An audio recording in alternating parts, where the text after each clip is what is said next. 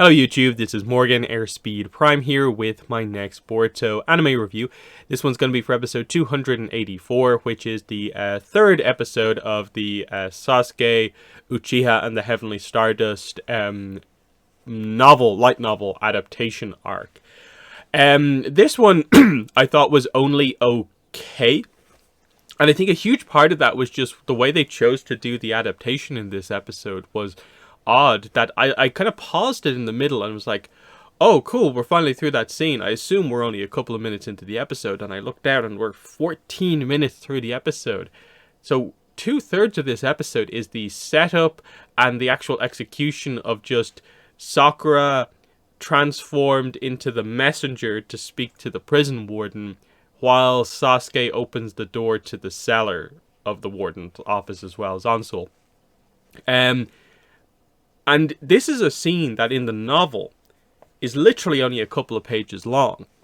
And even in the manga adaptation is also only about 5-6 pages or something like that. Yet they devote 2/3 of an anime episode to it. It was a weird adaptation decision because it is not that important of a scene necessarily. Like, it's important because obviously Sasuke has to get down there because that's the big sort of, dinosaur fossil discovery thing. But the large dialogue sequence between them, sure, it's kind of cool to show the idea that, like, hey, Sakura found out all this information when she escorted the actual messenger in. This is why she's able to have this conversation with the warden while also kind of distracting him. But in terms of what they actually talk about, the main thing is just that, hey, I will send the assets to you. And it's like, how many assets are there? You're just the messenger. I can't tell you how many assets there are. And if you connect the dots, you know that the assets being referred to are, of course, the dinosaurs.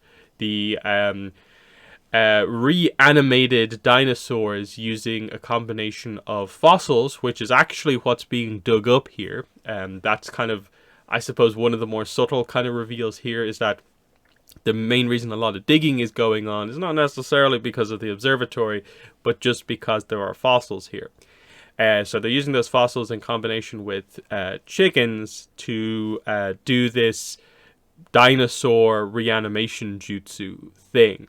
We see it happen directly right at the end, so we see our second dinosaur, but the implication is that there are others as well. And this explains Menno, the dinosaur that we've seen so far, and the main kind of thing that happens on that side of things is that Sasuke actually manages to kind of reverse the genjutsu hold on Menno, and so, Menno, I guess, is allied with Sasuke at this point. They do a quick scene where, like, I suppose what they really highlight, I think, in all of this is probably that, like, oh yeah, it's pretty obvious what prisoner, because they show a prisoner being the one to perform the reanimation jutsu.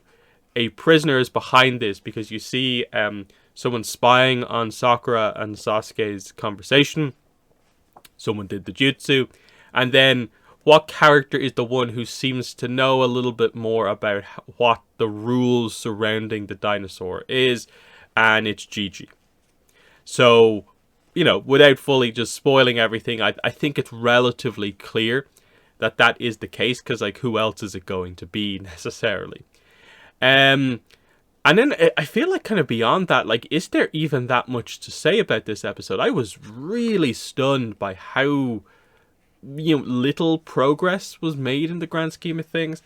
One thing with the adaptation they did here was, in the book, of course, Zansul just has glass eyes, whereas here they go with the idea that he has, like, scientific ninja tech eyes as, like, replacements. And one of the big things is that means he has a more narrow field of vision than someone with actual eyes, and that's a big part of how, like, the whole Sasuke's transformed into the staff situation happens. And, like, let's be clear here, those 14 minutes, it wasn't just pointless. Like, it was a well done, lengthy dialogue, tense scene, but it's like, was that an effective use of time in this adaptation, given that you are literally skipping what seems to be 2 entire books that are part of this trilogy of novel adaptations here?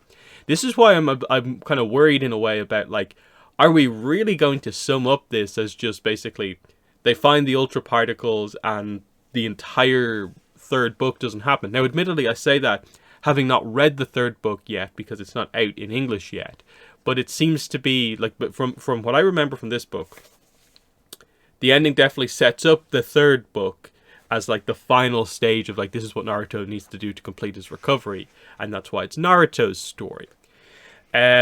So I don't know. They seem to just be taking bits and pieces from the Kakashi novel, the first one, and I guess they'll blitz through or just ignore the third book. And that's weird when they're doing it like so quickly like this, because I think the first two episodes had been, I think, pretty decent adaptations. And so the amount of content they covered in this episode, I felt really, pushed us back a little bit, where it feels like in two episodes, because I think we know it's two more episodes of this arc, they have to do still effectively like most of the final third of the book, which is like obviously your big kind of action set piece, a lot of the reveals kind of happening here. They might have a bit of time depending on how they do it, but in terms of like, is this the ideal adaptation? I think they've gone a little bit awry here with this one, and this is not exactly what I was sort of looking for. And yeah, beyond that, it does sort of feel that like, what else is there to talk about here? Like, okay, the warden has this plan, the dinosaurs coming back, and obviously this is where this adaptation, one of the bigger things that you maybe struggle with is like Rediku. Like and this is basically the Rediku trilogy of novels. But because you don't really get to see Rediku from the Kakashi novel as the setup, we've only had like one scene from like the first episode, like involving like the prince and what the situation is there. That's, I think, why you are relying on a really lengthy dialogue scene of Sakura transformed to present some of this information, that Zansul is working with the prime minister, who is the true sort of like power of Rediku, whereas the queen, the prince's sister, of course, is pretty much just a figurehead. They allude again to the idea that like, oh, there's like basically a drought in Rediku as well, and the whole idea of like it doesn't rain. But I don't think they've done a lot of the setup for like what's going on that side of things like either.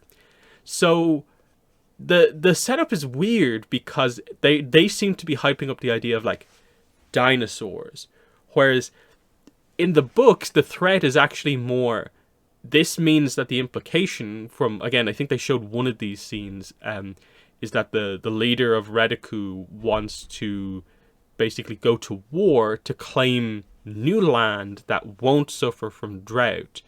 And the mystery is like, who exactly are they attacking? And now you reveal that like their army, like if they're struggling so much with food and water basically and stuff like that, how do they have an army big enough to take on basically a stronger country? So here is the reveal of basically what that army is basically going to be, an army of dinosaurs, of course. So, but I don't know if they've like set up the exact like, here's what's happening kind of stuff really, really well enough. And especially because like we basically took a full on break episode from the whole Sage of Six Paths, like figuring out the stuff with the ultra particles. Apart from Sasuke mentioning them, we made no real progress there. And that's one thing that they did here in this, in terms of the adaptation. Compared to what's actually in the book, they are compressing down, I suppose, how many scenes the story actually takes place over. So the way the book typically goes is sort of like, okay, this scene would happen. Sasuke and Sakura would do their own separate things. They would then meet up to discuss, and they'd get their next sort of like, break in the case type thing. They'd figure out the next stage of the plan. Then they'd split apart. The next stage of the story would happen. They'd come back together, and that's the big figure it out scene. Instead, what they've done is they obviously have leaped ahead to they're already at the tail beast section of this, and they skipped past like one or two little bits. There's still like another stage to this, because of course they still have to figure out where the ultra particles are. They're in the right location roughly, but where exactly are they? They didn't really touch on that kind of much here.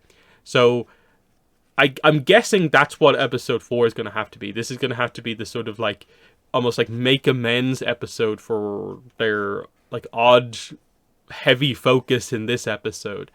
I have confidence they'll bring the arc to a nice conclusion with some of these bigger moments. I do wonder how the final action set piece is going to work in terms of like that in animation. That should be a pretty big action set piece, but we'll see how it goes. But what is interesting about this is that I think people are getting a little bit more excited ahead of the return to manga content, because the manga seems to have found a way to return to form. Now, admittedly, it is in more of the very, very recent chapters and less on sort of the stuff we're going to jump straight back into with the manga adaptation. So I'm wondering, like, how long are we sticking with that? Because we're effectively still in, like, what we're going to come back into. We're still in that arc. Like, there's places you can take a break, but I feel the obvious places to take a break are just, like, not really suitable to take a break because it's somewhat serious. So I almost feel like they have to pretty much close to catch up with what we're doing. And, you know, I think there's enough content, like, where, you know, a couple more chapters will release by the time they're going, like, catching up, but we'll see what happens. So 2 more episodes left of this one, but yeah, I found myself a bit like, this was just like a oddly done part of the adaptation. Now, I understand it's the very middle episode of this arc, but yeah, this one didn't fully work for me.